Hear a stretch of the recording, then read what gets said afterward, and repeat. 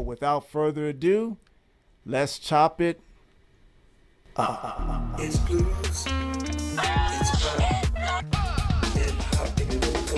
pop. And he doesn't sound like he used to sound. He was Motown. I mean, come on, man. That was it. Motown dominated. Chopping it up on the music. Influences, players, innovations, songs, and we're going to keep it going. We're going to keep it moving. Where you had self-contained bands. Hey, bro. Hey, what's up there, everybody? Yeah. All right. I want to say hello to everyone out there in YouTube land or whatever platform you're watching us. Welcome to another edition of Chop It Up Music.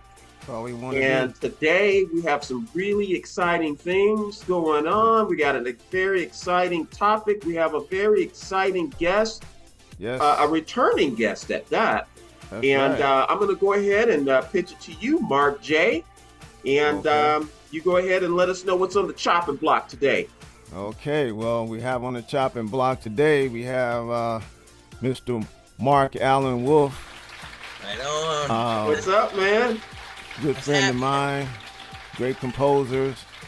He has many tunes out there, and today our topic is going to be free tools for musicians and artists to organize their music catalog. Right on. And again, our special guest is Mark Allan Wolfe. Wow. So, Mark, how you Welcome doing, man? back, Mark. Martin, I'm glad to be back. Thank you All for right, having man. me. I appreciate it. You guys are doing good? Doing So- We good? are awesome. We're awesome. All right. Because So, you know Mark- why, Mark? Why? Because Why all is we want to do is chop it up. That's That's all we all want to you do, want bro. to do, man. That's all we want to do is chop it up, bro. That's all you want to do. That's how you learn. That's how you get it done. So, Mark, in this day of being a musician, writer, composer, artist, you know, we all want to get a bag. You know, we all want to get paid for our labor. know. Some of us wants to do this full time. Most do not know how to do it. Right. Most do not know how to put things together to get paid properly. Right. So today our topic is, again, free tools for musicians and artists to Yeah. organize their music catalog, because we know in the future you're going to have more than one song. You're going to have many songs, and you're going to have to categorize them in a certain way to where you can get paid. My first question to you is, how important is it to meta tag your songs, you know, to start the process of getting that categorized and Right getting on. set up to get paid? Well, let me tell you I can tell you from both sides, because from 2009 to 2012, I was a music supervisor with MoFilm, and we would do a lot of projects with South by Southwest and Coachella, and work with, you know, Unilever, Pepsi, Coca-Cola, work with and plus other different music supervisors. Who is a music supervisor anyways? A music supervisor would be a person who is responsible for finding music to go and sync with the film, okay? Well, every song that you make is a product of you. So what you would say is that the first thing that you would do once you get your song created, of course, is to tag it or put some identifiers on it. So what I do, anytime you sit down to jam, anytime you sit down to record, you know what I'm saying? You just start your tagging right then and there. So what you got the song title right there.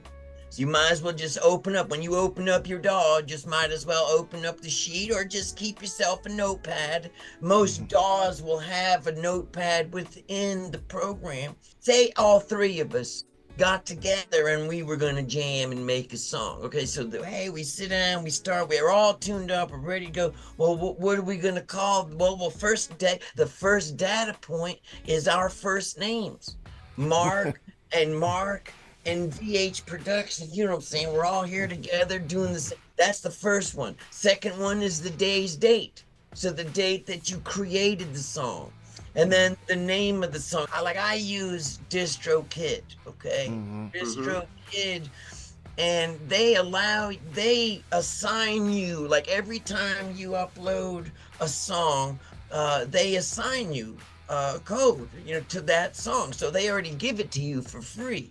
And before you get started, Mark, this is after you've gotten the song has been written, the song has been recorded, you've copywritten the song, right?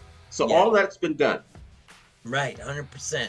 I would say what it's taken me many years to start to implement it, but if you can, to begin to implement this as part of the creative process, it'll help you along the road in the sense. So what's like you just said, when you've taken your song and you've got it all ready, you've set it off, you've copyrighted it, it's all good. Then you take the rest of that data, you write down the name of the song, the title of the song. If you've registered it with ASCAP or BMI, you would want to put that their ISWC number. You would, You got a spreadsheet? So I got this from this place. All right, this is the Music Licensing Collective. MLC, right? Yes, the MLC, and you could learn all about it. This is their website. I'm just scrolling through.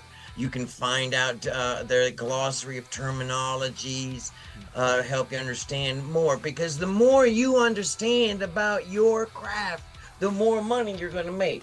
The more intelligent you can get about what you're doing, the more doors that are going to open for you and your music. Wonderful, wonderful. And the reason that you're so much into this, Mark, just as Mark J just described, you have over 3,300 songs that are out there. Wow. Oh yeah, I have roughly about 3,500 some odd songs. Wow. Right here. And that's important. If you have all of that material that's out there, you need to know who's using it and exactly in their projects and how that compensation for their using your material. How do you recoup that?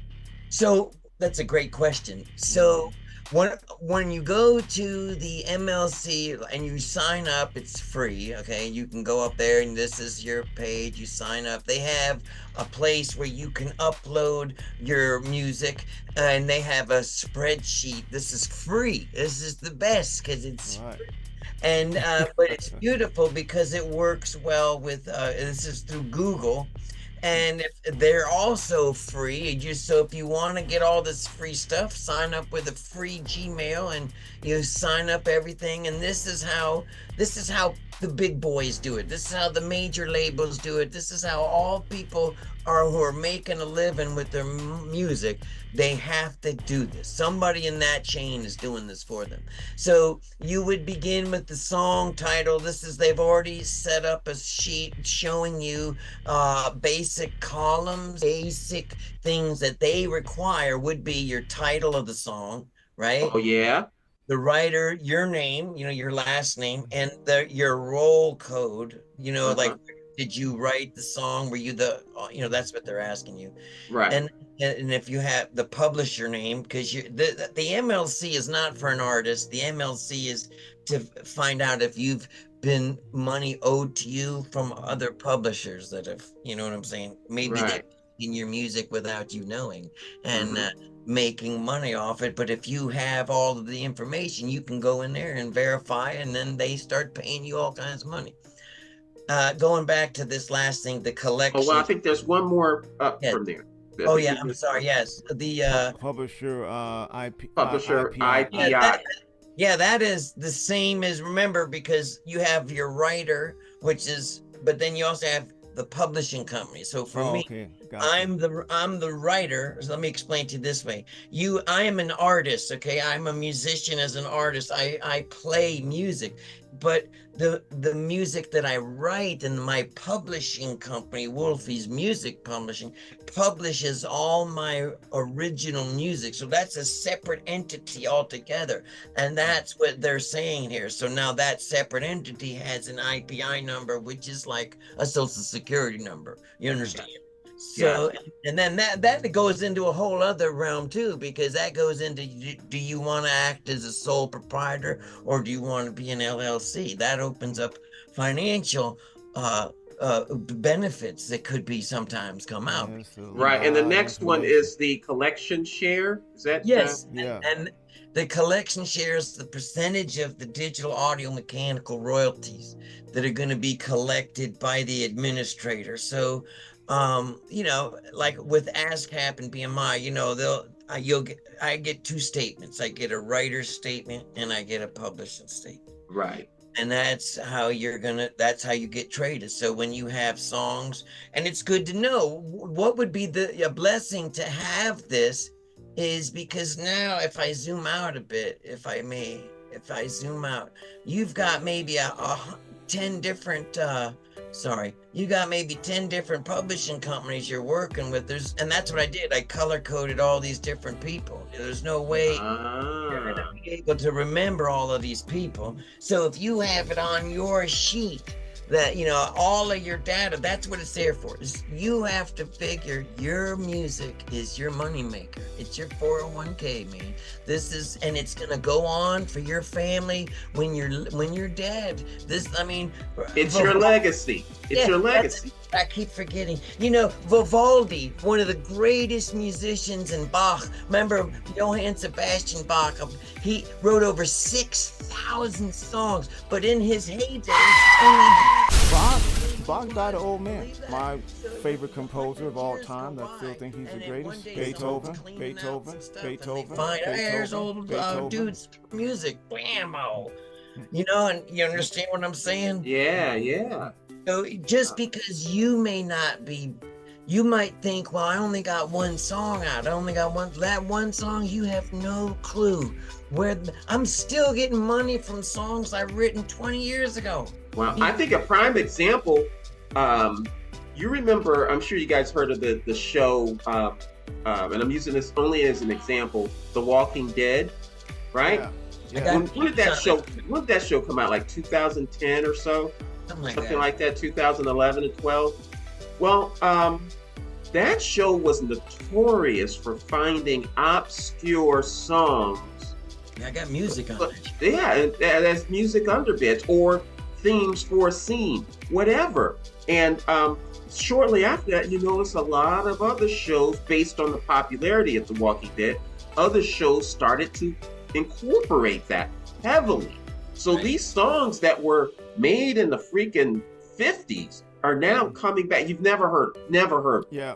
And so this is a prime example. And if I could give you a real life example, quick story of my own personal to testify to, this is so cool. Okay. Mm-hmm. This happened, whether y'all want to believe it or not, but this is one of the episodes that happened.